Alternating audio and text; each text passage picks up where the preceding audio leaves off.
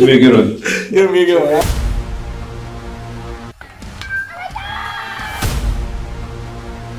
Definitely a different type of process. Cut down or freeze up. Being a coach's son. Jackson, of course, they keep retooling. One stone to face, a hit by pitch. Oh my goodness.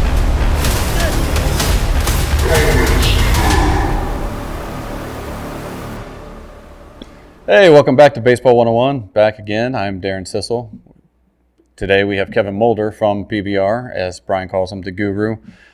I don't know him well enough to call him guru, but we're going to go with it. So, the guru. No need. No? No need, Darrin. Okay. Well, I just go on what I hear, and sometimes it's correct, sometimes. But from a PBR standpoint, you are the guru in St. Louis. Well, anyway, we'll get there in a minute. Yes. Missouri. See, we're expanding now. Eventually, it's the national guru. A lot of talk about gurus today. If you didn't catch last week, my son was on with JD Dix. If you've ever been curious about kind of that transition from high school to the professional level and kind of the things they went through and things that they were surprised by, things they've learned, it was great to hear from them. You will see very quickly they are 18-year-old kids that are really good at baseball, but still kids. I mean, I had to get one of them off Minecraft just to get on the podcast, which nothing wrong with that. But sometimes I think we assume professional baseball players are out doing these magical things all day. No, it's eating cheeseburgers and Minecraft after the game. So that's what you got. So that was, that was last week. If you didn't watch that, definitely tune in to watch that. Today we're going to talk about PBR, kind of how PBR helps with the recruiting process, compiling metrics, helping them be seen, and then we're going to move on into some other aspects of recruiting when it gets to some of the new rules that have gone into effect the last since 2021-22 with the transfer portal and the NIL and coming up in 25-26, the proposed rules with roster size limitations.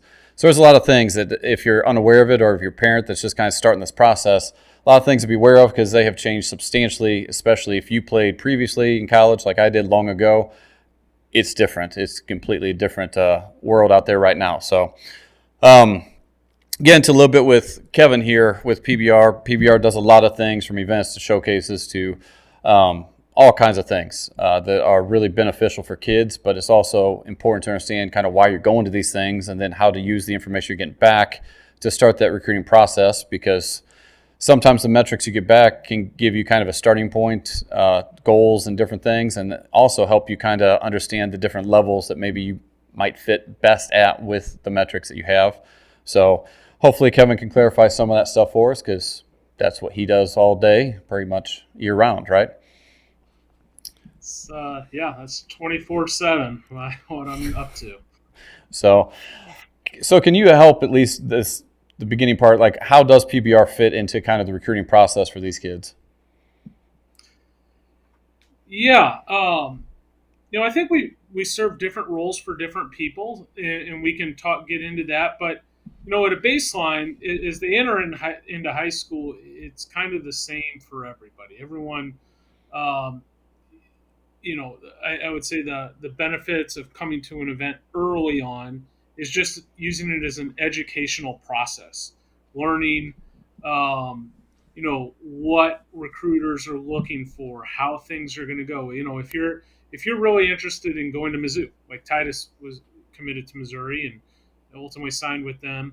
If you plan on going to Mizzou baseball camp, like one of their prospect camps, coming to one of our events beforehand, it would be, in my opinion, beneficial. We're going to put you through a pro-style workout that's going to be very similar to what those colleges, whatever college that is that you're going to try to go to for one of their camps. So you'll understand what you're going to get into, and we'll put you through the pro-style workout, and then you're going to get some metrics back, whether that's the running time, your hitting stuff, whether that's TrackMan, blast motion, obviously your defensive workout, your throwing velocities, and then all the metrics from pitching. If you're a pitcher, we got the TrackMan data, and then obviously the velocities, et cetera, et cetera. That should give you an idea of where you start to fit in the baseball world. And yes, there's the rankings aspect, and I'm always the first to like jump out and say no one should really get too bent out of shape over the rankings. I think you use them more of a just a little bit of a guide, like and I've actually had a good talk with Titus about it. I think it was a motivating factor for him. It's in his career, and you look at Titus as one of my favorite guys to talk about because he was not an early developed guy. He really worked hard and came on late. Not that he wasn't a good player; he was a great player because he was a 4-year starter at Francis Howell. But there's a player that developed his strength late, and in turn his metrics skyrocketed. And when we're talking in all relative terms, he didn't start out as a top 10 player for better or worse. Then he cracked the top 10, and then ultimately he ended up being our number 1 ranked player in the state after a phenomenal Super 60 workout, and then ultimately was the first player selected in out of the state of Missouri, high school player selected in the state of Missouri. But there's also the reverse of that happens. For the Titus Sissel story, there's the opposite story as well. The player that starts out towards the top or on top, and then kind of falls as well. So that's why I'm quick to say, don't get too caught up into the rankings because you can use them to your advantage either which way, and don't ever let it bury you. Don't let it be the reason you're not going to be the player you want to be. A good player, and to Titus's credit, did this, and woke up and it's fuel every morning. So that's why he's going to wake up, work hard, and gives you a goal. I'm not saying that's the only reason, but it can be a chip on your shoulder. And you know what? To the guys, I say this to the guys that are ranked 1, 2, 3, 4, 5. That's should be motivating as well, because that's when it really turns on. You better start working even harder because the guys behind you are going to be trying to catch you. Yes. And that as well, like Trey Snyder. And it's funny, I don't know if you heard it at the Final Four game when we were playing Liberty North. That was a topic of discussion. Their dugout, he's the real number 1. Like, it was well known that Ty had taken that from Trey, and they're good friends, and it was definitely a friendly kind of rivalry the whole time that they played together. And for them to go 1-2 in the state with the draft, it just validated those two kids are special, but they had different paths. I mean, Trey developed early, and I think he started at 1 and really was 1 all the way until after the Super 60, correct? He basically ran the wire, which is really hard to do. We've known about Trey's been on the map like 7th, 8th grade. He was a man amongst boys. He was stronger than everyone else. He was a great player. Yes. And super physically developed, and started as our number 1 and was all the way our number 1 until the very last ranking, and it was Titus's Super 60 workout, and then also just not just one workout that made that switch, but that's kind of the opposite end of the spectrum is what the path and that can be very challenging. You got to be a really mature kid to be told how good you are by everyone and to not buy in and continue to work. And by all accounts, Trey Schneider's a great kid, A+ kid, hard worker, and he handled it well. I've seen it go the other way plenty of times as well, though. Yeah, and it's sometimes I think it's hard for Trey to be at that 1 and to continually push. And he is. I mean, that's why he's with the Mets. He got some time in A-ball this year and did well. I mean, he's going to have a great career, and I look forward to seeing him do that. But those rankings, it's interesting. I did look last night at the rankings. I was just curious because not the top part, because the top part, you have the kind of elites, and that's the big-time D1 Power 4 now, whatever count. Yeah. I am curious at looking at, like, you rank down to, like, 300. How do you get – I mean, I was like, that's really difficult. It's one thing – okay, you can talk Trey and Ty and Gibbler and Hollister. Those guys are in that one tier of big-time D1, but when you kind of get down to 150 to 250 to – how do you redo those rankings every time that you do re-rankings, or do you just do the top? No, I redo the the entire rankings every time, and usually the top kind of stays pretty stagnant, especially as they get older. There's very little, you might get a hop or two, but rarely will a guy just slide up or down. Occasionally a pitcher, you'll get that 6'3" pitcher that was 84, and Jack then a winter Noby passes, and now he's 92. So you get that kid. But no, I spend so much time on the bottom of the rankings, in the middle part of the rankings, and that's a great source for people. And I've had club teams echo this to me about one of the things they really like about our services. It helps them give perspective to parents. You got, Johnny, who really wants to play it. I'm going to use Mizzou because they're our in-state program. Mm-hmm. He wants to go to Mizzou, or he wants to go to University of Texas or whatever. And he's ranked, 125th in the state. And I'm the first to say, Darrin, if you did these rankings, they wouldn't look exactly the way I do my rankings. And if Coach Perkins at Francis Howell did these rankings, they would look slightly different than yours and slightly different than mine. It gives guys a rough idea, though. And in general, maybe I'm wrong. Maybe I'm off a little bit. You're not the 125th best ranked player. Maybe I'm way off. Maybe you're the 80th best player. But you're certainly not, in anyone's eyes, one of the top 15 players in the state.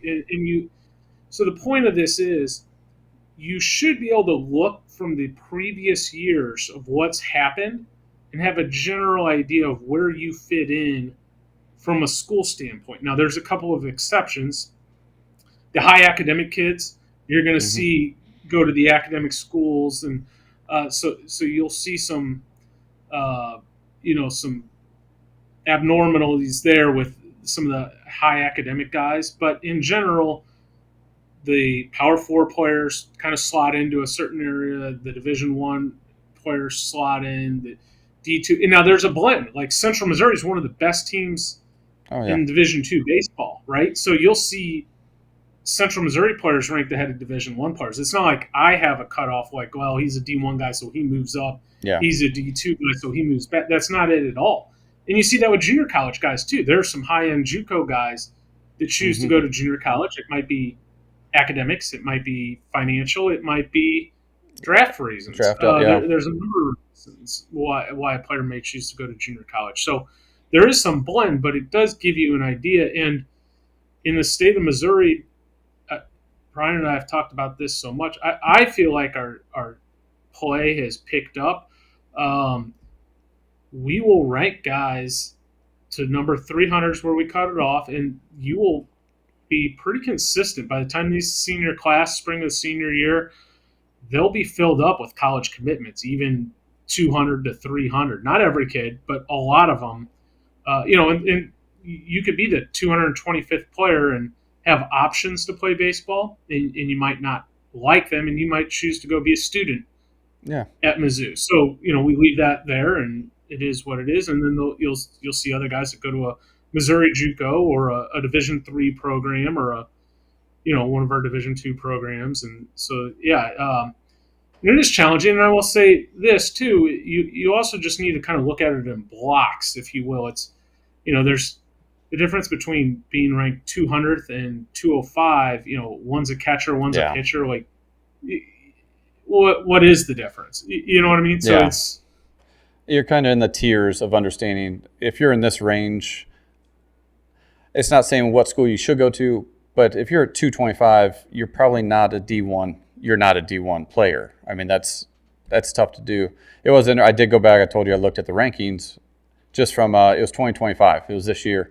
Because I'm curious, me and Brian have been talking a lot about where kids ultimately end up going. I think, and I read through them quickly, but there's only a handful, 5, 6, 7 kids that are leaving the Midwest. Most of them are here, and it's Texas, Mississippi State, which I guess technically is only 7 hours within the Midwest. Yeah. But there's only a handful of kids leaving the Midwest, and that's something we've talked about, like with Jerry Daniels when he was on, and different people. This idea that we need to constantly be going to Atlanta or Hoover, or we need to be spending all this money traveling, when the reality is, I think all but just a handful, and you've seen them more than I have, they're staying here. JUCO, D2, so there. This idea that you have to, and I keep hearing it from parents. It's funny when I've talked to club people, when I've talked to coaches, it's, well, parents are really pushing for this. Oh, okay, but at the same time, you're the one that has the more expert opinion. If you're a club owner or you're people that do this, you can let them know and educate them, which I think is part of the club process of educating parents how the recruiting process works and like where ultimately kids end up. And I think that's where PBR also helps with. You can look on there and see rankings. You can look on there and see where kids are going. So it helps parents get perspective, hopefully. And the metrics piece that you brought up earlier, I think is really important for parents to understand. Like you go, and I think you said early on, freshman year, go get your kind of baseline of metrics. To be able to compare that to other kids should help you understand kind of what tier you're in. And it doesn't mean you're going to stay there. It means you can develop and get stronger. But the metrics is only one piece of the puzzle. And that's where I'm curious, like when you do the rankings, do you do it based on what you see on the field? Do you do it on the metrics? Do you do it on projectability? Like there's a lot of different ways to look at that. And I've always been curious. It's a tough question. It's tough to rank. That's a real fun conversation to have, and one where you're going to get a variety of varying degrees of opinions on, obviously. And I will answer that the way we do it. Younger guys. First off, we only watch in high school now in the spring season. We only watch varsity baseball games. There are too many players and too many schools to go around and watch freshman and JV baseball games. So all of our attention from a scouting purpose is on varsity baseball because that's where we're most needed too.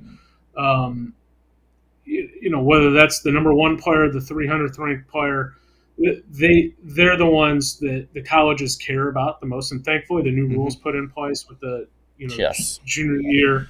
So that's where we're going to spend our time. Now, in the summertime, I do see younger teams play through our tournaments and whatnot. So, but I will say this, at the younger age, it is more based off of metrics and projection than on field play because we haven't seen them play. Now, there are exceptions. Titus would be one. Trey Schneider would be another. They were fortunate enough, they were good enough, however you want to phrase that, to play varsity baseball as a freshman.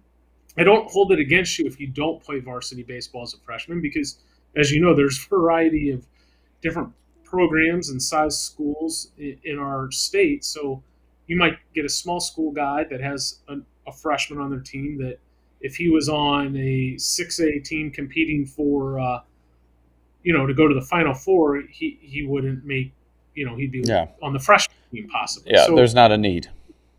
Exactly. So it's tough to judge that. Now, as they get older, especially by their junior and senior year, it kind of shifts from performance on field and metrics. And, it's a catch-22, though. It's not, I don't want to say catch-22, but a couple years ago, there was a player out of the MCC that is arguably, it's certainly one of the top conferences in the state, the Metro.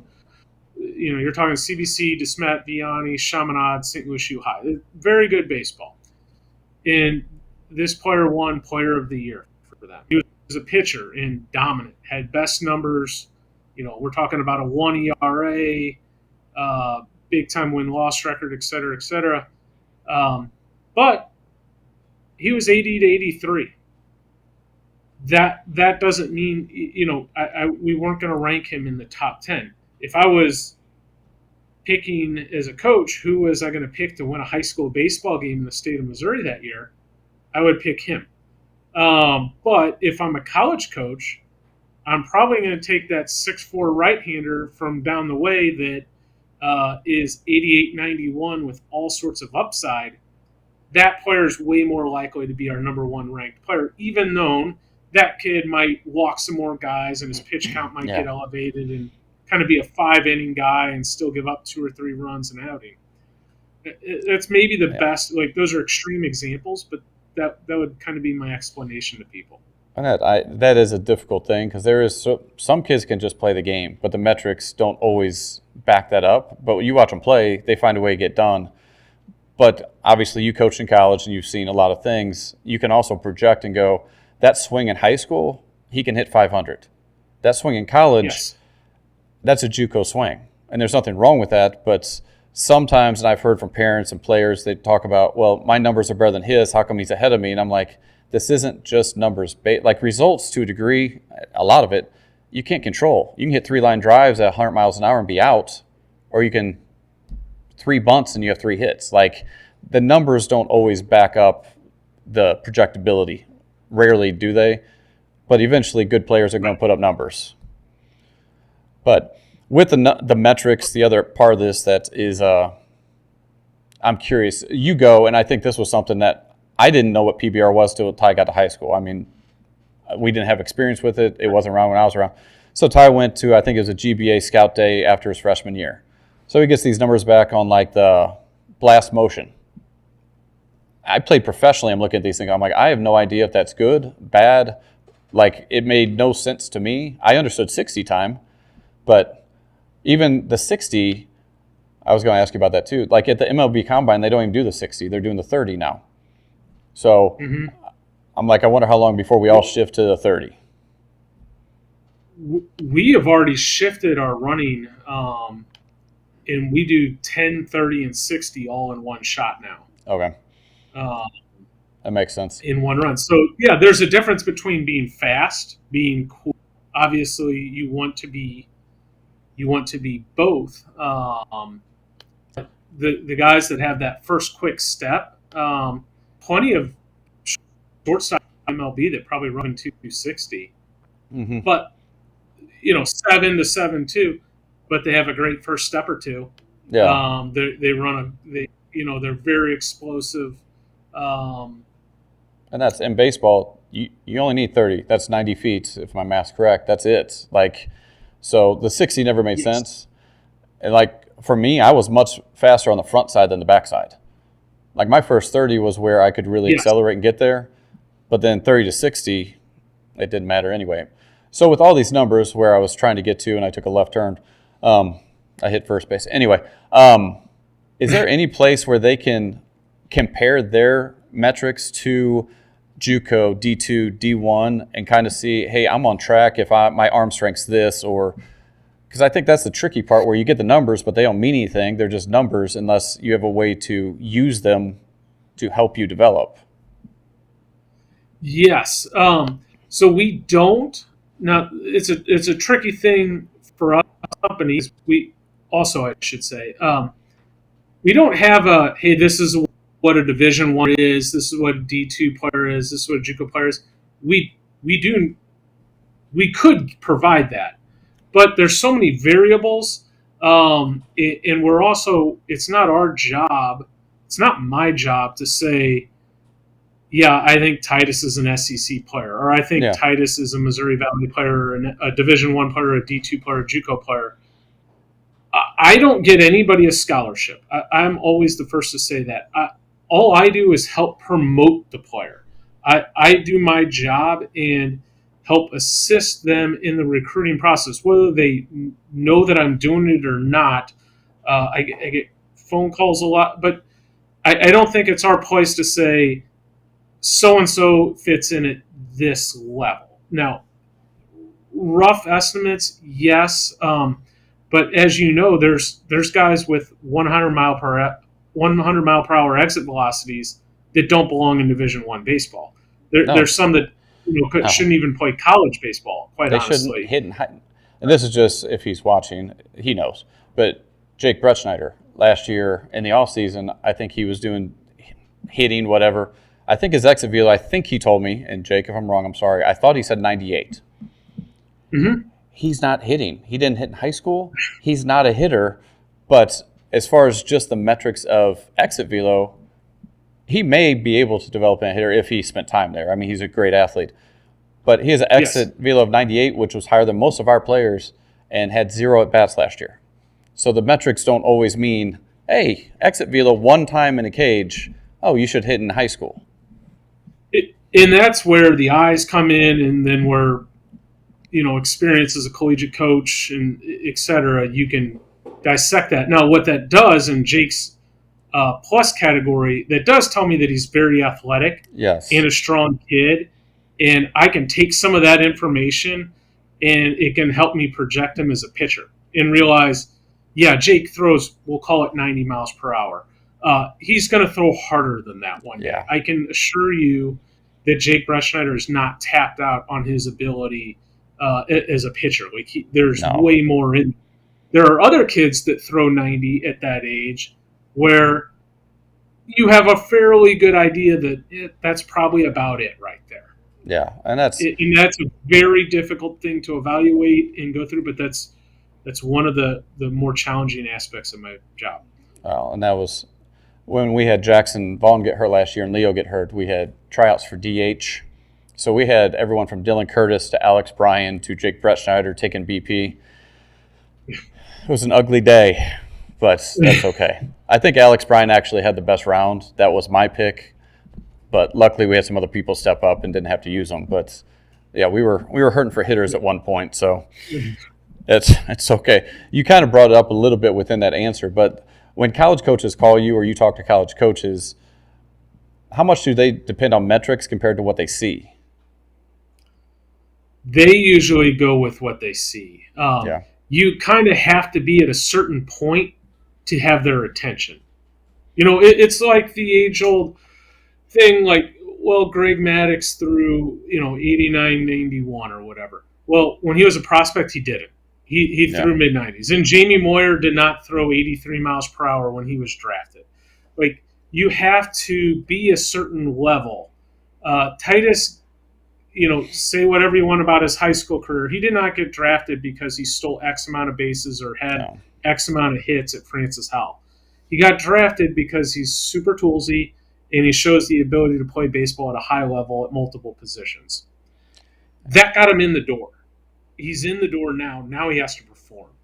If Titus ran a 7.2 and he threw 80 miles per hour instead of 91 across the infield, he wouldn't be in professional baseball today, even if his performance was similar. So it's they're not calling me. These guys are paid. They're really good at what they do. They're not calling me about guys that don't already have the ability to play at their level. It's just whether they can or not. Yeah, and that makes sense. And I think that's where those metrics do tell you more of the story. A kid's first step, you can look at them run, but then the numbers back it up. And that's where, even for Ty, you'll like this one because obviously you saw Ty play from freshman year to on through. And I know a big question as he went through was, is he going to be on the infield or outfield? So Ty's home, so that's been good. But I asked Ty, I'm like, did they talk to you about outfield? He goes, I asked to go out to the outfield one day, and they said, no, you're not playing outfield. So last week when I was talking to JD, his roommates, and Ty, we were talking about PBR rankings. We were just talking about rankings and how these rankings, they help you, but at the same time, they're guesses. Like, yes, Ty was ranked 55th in the nation as an outfielder. When I said he was ranked as an outfielder, his roommate started laughing. He's like, "You play outfield?" Like it's just interesting because you've seen it. Like you understand he could play in the outfield, but he has, and that's I think the biggest thing he said is he developed as an infielder defensively much more than anything else this time out there. So it's interesting to see every person, every college coach, everyone, you see people through a lens and you project what you think they can be. And sometimes that's what they are. And sometimes they take a different path. 100%. And there was another similar player to Titus taken the year before that people were having the same conversation about, Nazan Zanatello, who was a very toolsy player and had a great senior year at CBC. And people had the same conversations, similar conversations that revolved around Ty.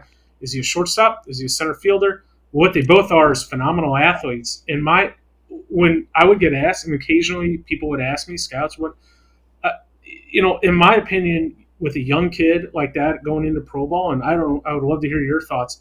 I start them at the premium position. I'm going to put them on the dirt, and then they'll tell you whether they have to move to the outfield or not, or maybe the situation dictates. And Titus started in center field as a freshman, I believe, right? Left field. And then he moved left field. then center field, then second base, then shortstop.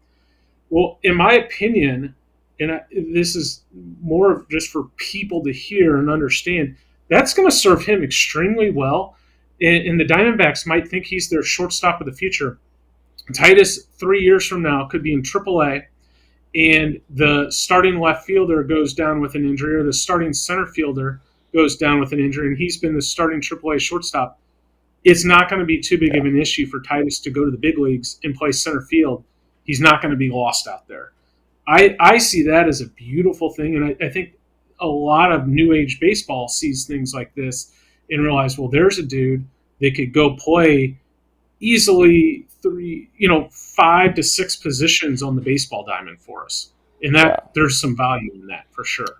And that's what I think. And Ty grew up. Nate Orff is a former player of mine. He's like my second son, and I always told him, like, dude, if you can hit and just play different positions, you can get on the field. And he was a catcher in high school, signed in college as a catcher, and then he transferred to Baylor and ended up in the outfield. And then the Brewers took him on the infield, and he started his first major league game at shortstop. Like, that versatility is, and that's what this fall, just to let you know, for Ty. Ty played more third base than he did shortstop because they took J.D. Dix, phenomenal shortstop, in front of Ty, and they kind of split, but he's played second, short, and third. And that's that versatility. If you're out there watching, it's okay to move around and have experience. That was one of the reasons Ty enjoyed the scout team, was Trey Snyder was at short, so Ty would play second and center field and get reps in different positions. That versatility helps. So don't get stuck to I am a shortstop or I am a whatever, because opportunities may open up for you if you're versatile. So we're still on the first part here, but that's okay. So let's skip down to with recruiting. Obviously, things have changed, and all the metrics and the coaches and all that stuff help you kind of get started in that recruiting process. But these rules that are coming in place have changed how recruiting is being done, and it's definitely going to change for the high school player, because they're kind of at the bottom side of this recruiting hierarchy. From at this point, they have D1 teams have to recruit their own team and retain them, and then they go to the portal, and then they end up at high school. So, they got to go through a lot of levels just to get down to a high school player. So some of these changes, and this one's actually in effect, and you actually mentioned it earlier, and I love it, was coaches can't contact anyone until August 1st of their junior year. I love that rule.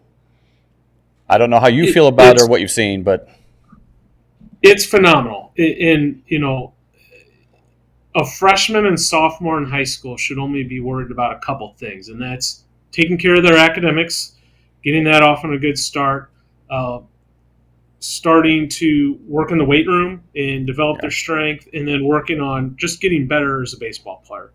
They definitely don't need to be worried about where they're going to go to college. And, I can't imagine, it doesn't make sense to me to make a 14, 15-year-old kid to try to make that decision. So I'm thrilled, and just even the maturity of, I've seen this happen way too many times. The young guy committing, and that balancing act, and you're going to have rough days. You're going to go 0 for 3, and then you hear the overrated stuff, and you're like, no, this kid's good. He's just a kid, though. He's going through this process, and so this is a win for the players, the parents, the college coaches.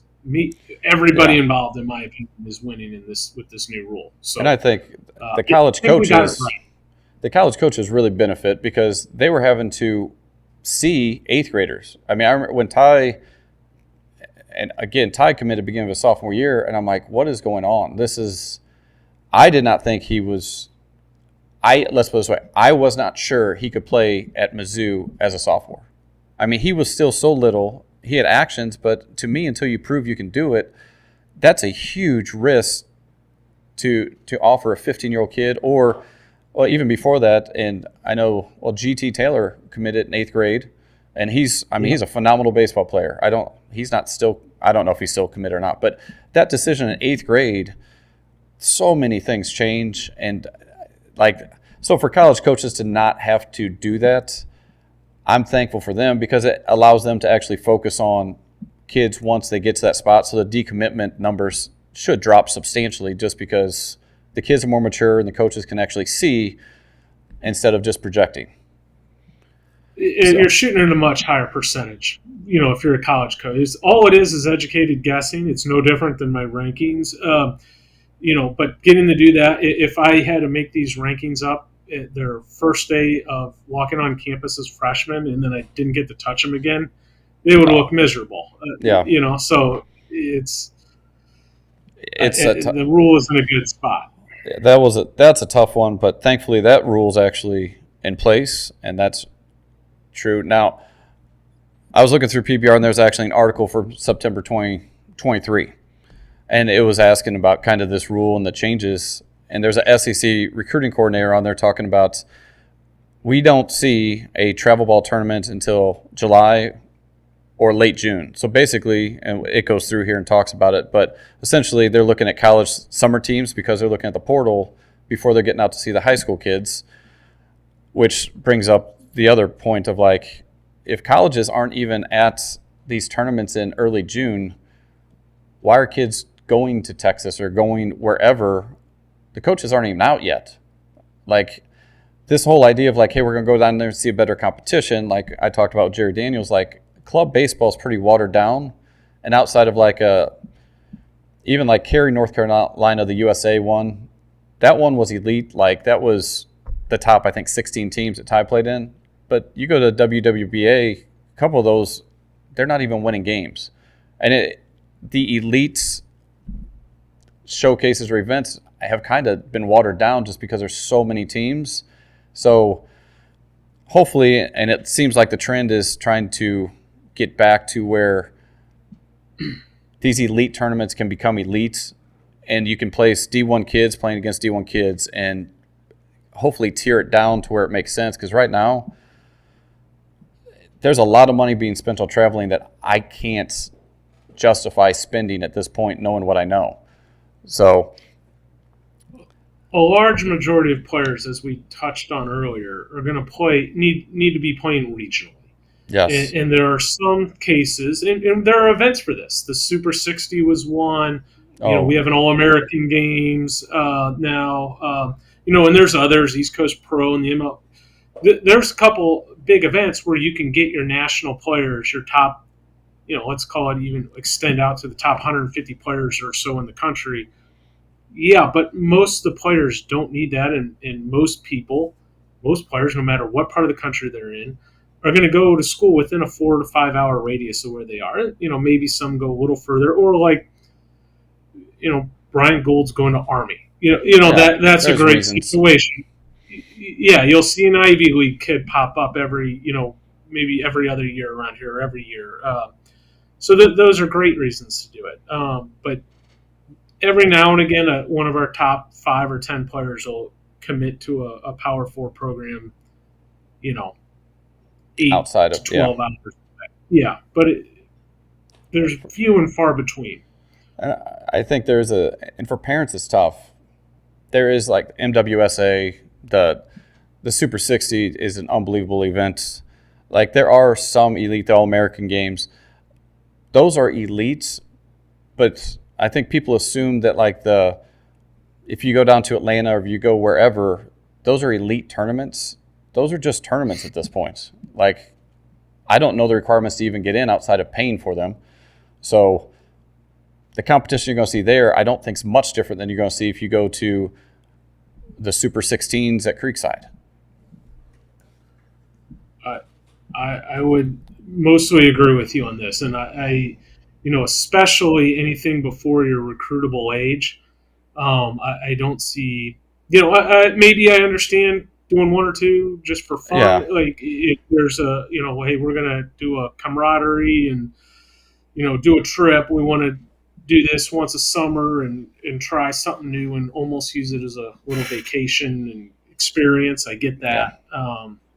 But I think being selective and when I don't know if it's 11 or 12, when they go to Cooperstown, like that's a once in a lifetime trip.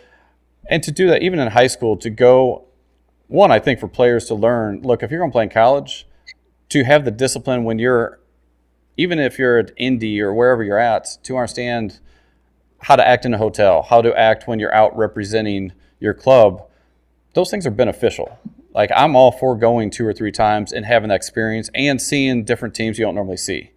I just don't think we need to do it 8 to 10 times a summer, especially at 12, 13, 14U, when at this point there's no one recruiting you.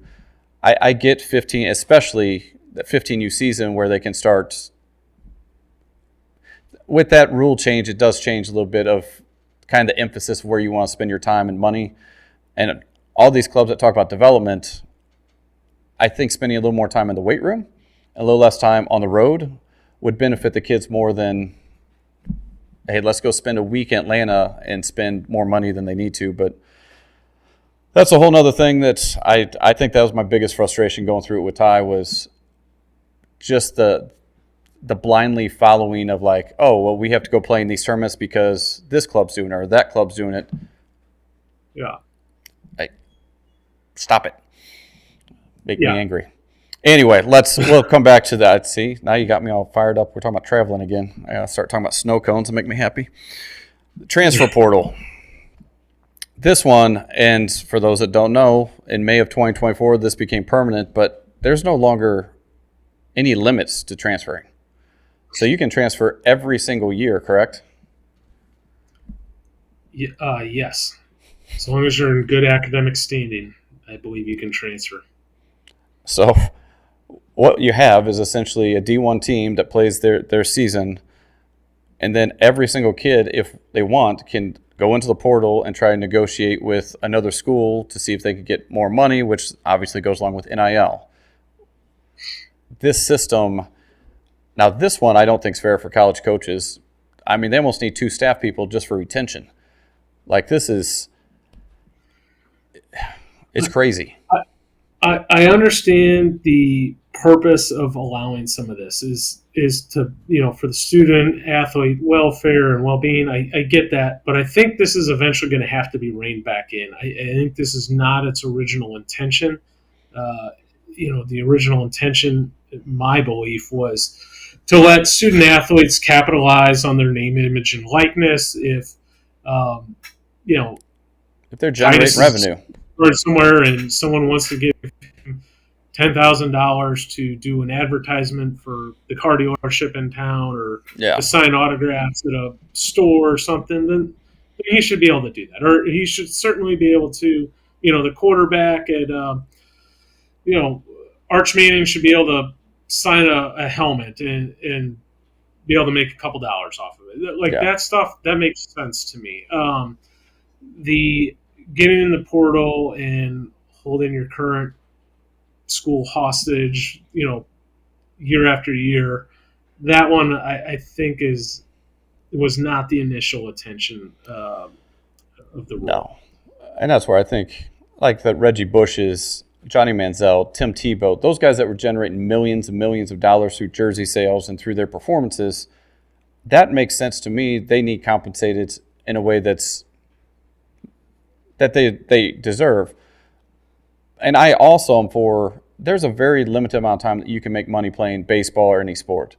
And if you can make some money while getting your school paid for, I'm all for that. But this idea of like, I'm going to go play, because essentially what we have now is mid-majors are becoming, and not disrespectfully, but what the role of a JUCO used to be.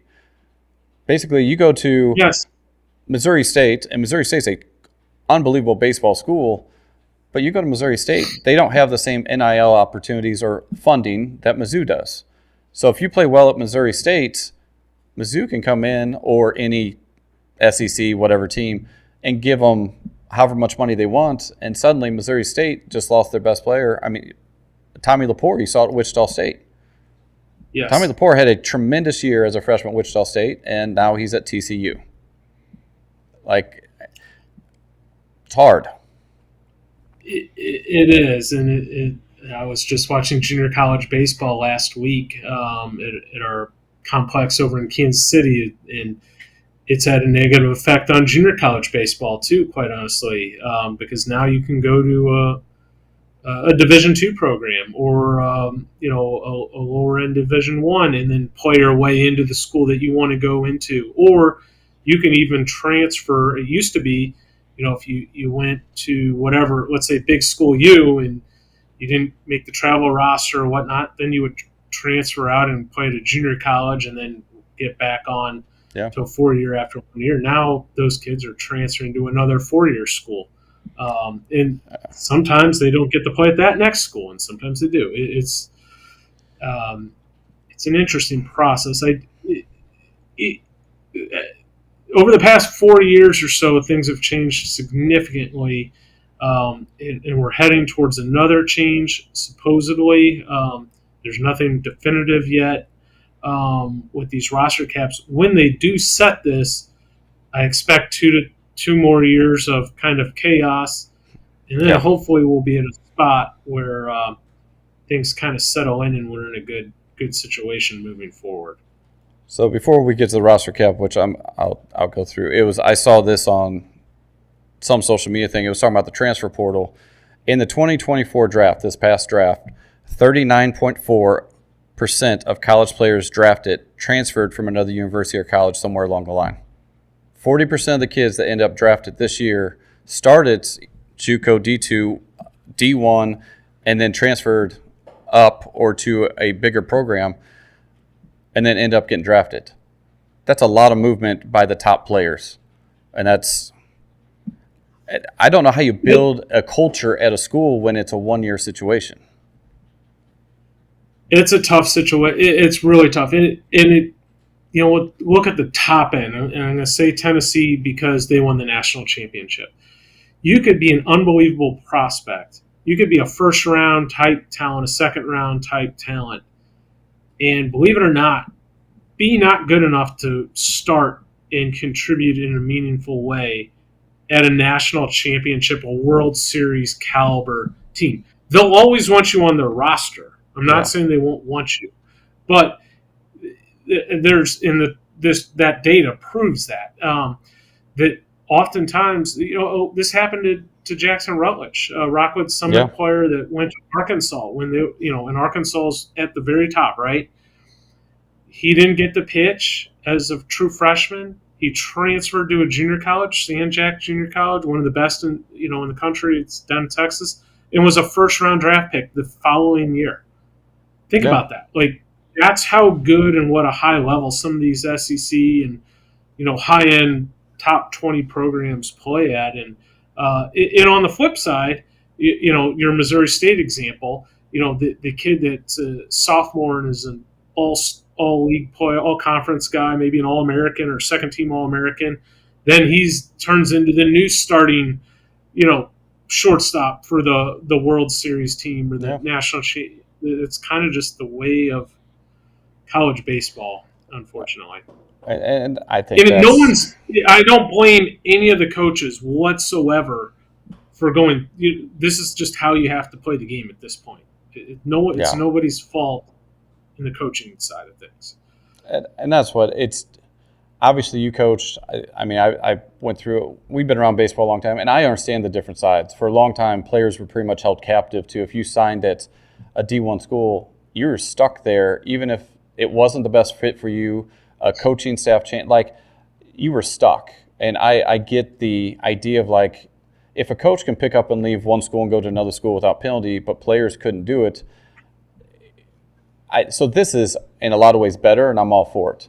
But the floodgates are open, and there has to be some boundaries put back in place because even coaches, especially coaches I played for, they were pretty hard on players expectation-wise. I don't think you could do that and really push kids the way that I know I was pushed because a lot of the kids I played with would have just left and went to another school. So it even limits how you coach. 100%. It's hard to coach right now. It's hard to coach players hard at this point. Well, it takes a certain type of player, and usually they're good players that want to be coached hard because they know that the coach coaching them hard is making them a better player.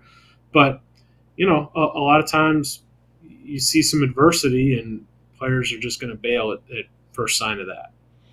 So when we're talking about high school players trying to get opportunities to play in college, when you combine the transfer portal and NIL money, college are trying to go SEC schools, ACC, Big 12, Big 10 schools. They're going down, and for people that don't know, they're going to SIU Carbondale or Lindenwood and finding their best player because that kid is college ready, has 2 years of experience, and is a proven commodity, and they can give them some money to get them to their school. So the high school kid drops down even further, which is tough. It's tough to be a high school kid coming out now, especially if this 25-26 rule change comes into play, which let me read through this and then last thing I have on this list here. But so currently, and it has been for as long as I can remember, 11.7 scholarships for baseball.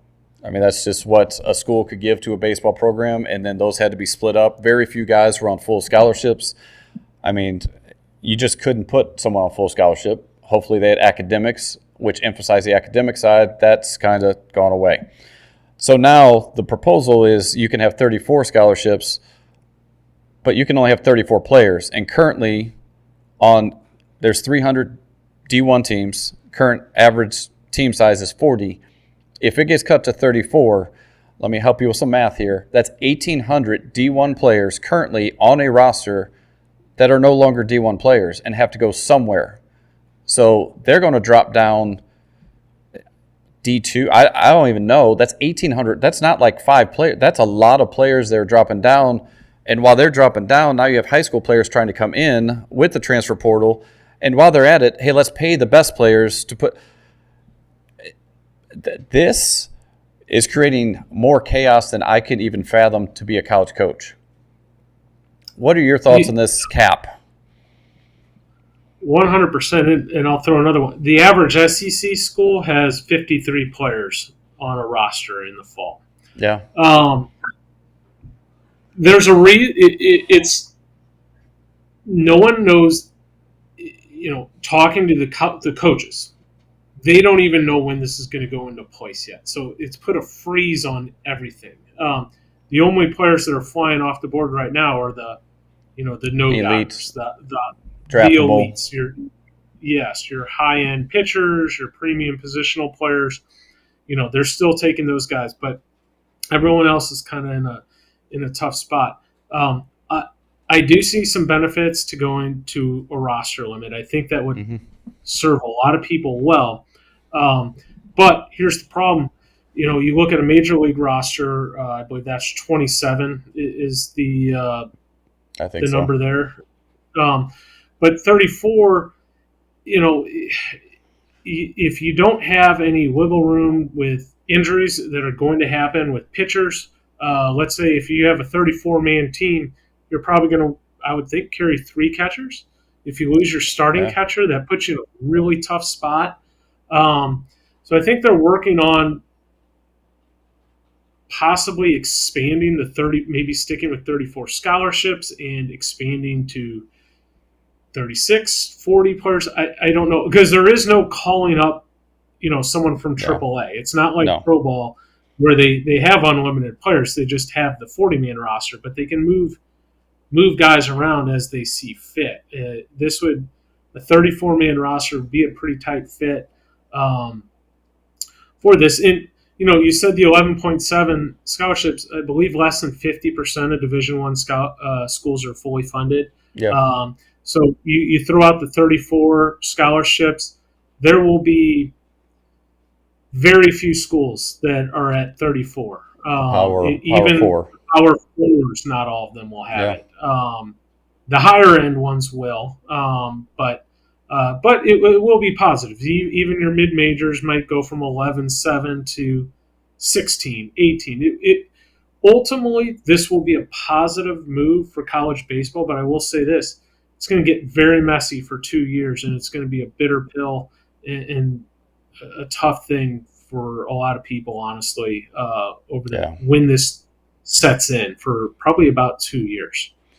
And I think all this has that trickle-down effect, and that's where if we're talking to high school players about the recruiting process, especially if they're a freshman or sophomore now and they start looking at where they're wanting to go to school, these are things they have to start considering because it's going to be a difficult path for these kids, probably 8th, 9th, 10th, even 11th, depending how quickly this is approved, because there's just so many kids that are going to be displaced, and there's no place for him to go. Like, unless you're elite, and that's 1%, 2%, for everyone else that's a D2, NAI, JUCO type player, even those spots are going to be filled by the kids that are coming out of D1.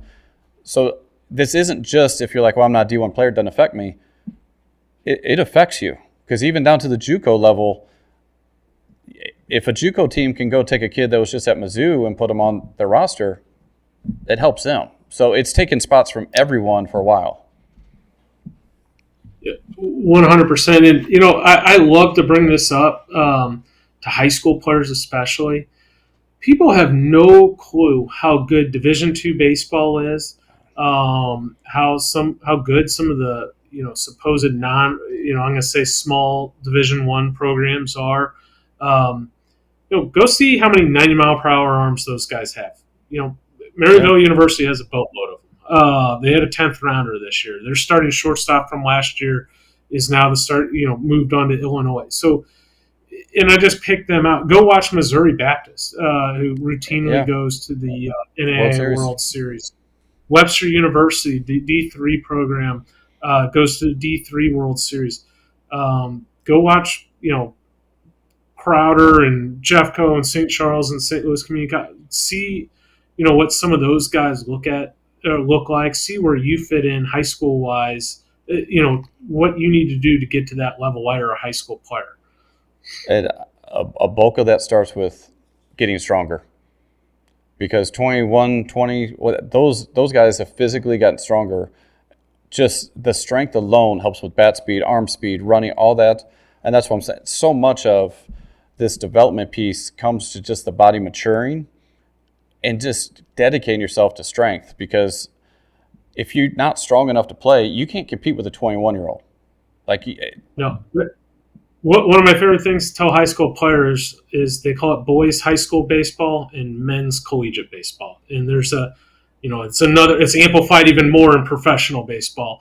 Yeah. But you can be as skilled as you want, but you can't do it if you don't have strength once you get past high school baseball. Absolutely. And there's a lot more, obviously. Hopefully I can get you to come back and go through some of this other stuff, because there's plenty to talk about with recruiting, and definitely the future of kind of for high school kids, them understanding this process. But if you've been listening a long time, and I'm sorry, but I get distracted by talking about baseball. So, Kevin, I do appreciate you coming on. Hopefully you can come back and we can finish up this conversation. But yeah, we'll do it again another time. It's been fun. No, I appreciate it very much. Appreciate you watching. Hopefully you go back, watch some of the other episodes. If you're like, we're referring to things about the conversation with Jerry Daniels, or go back, watch Tim Blankenship as a parent that's kind of going through it, that I really think can really help parents out as far as setting boundaries and understanding that it's okay to limit the play. It's your choice. Each kid has their own path, and you don't have to just do what the club's saying or the coach is saying. Like, make some decisions that's best for you. And this whole thing's complicated. That's what I mean. Kevin's been doing this a long time. I've been doing it. Jerry Daniels. Like, these are people that I'm having come in they're experts. I mean, some would say gurus. But I mean, I won't name names, but there are. But these people listen to what they're saying. I already have enough targets on me. I'm good. No one's chanting overrated at you? You're fine. Usually okay. Yeah. But I appreciate you watching. Hopefully you come back next week. Next week we have on Ben Hendricks. Ben Hendricks will be here. He does sports rehab and a lot of preventative measures to stay healthy. I think some people get locked into, hey, I'm fine until I'm hurt. And then once you're hurt, that rehab process is long. So there are things that you can be doing before you get hurt, preventative things, different treatments that help you get back on the field quicker that I think some people overlook. And you skip from I'm hurt to let's go see a surgeon. And that process is a lot longer. So he's going to help you understand some of those things, and I promise you want to listen to him. He's a former college baseball player, actually played for Mason Horn at Forest Park long ago. So has some experience in that, and then he will be here. I think that's all I got for today. Appreciate you watching. Have a great day.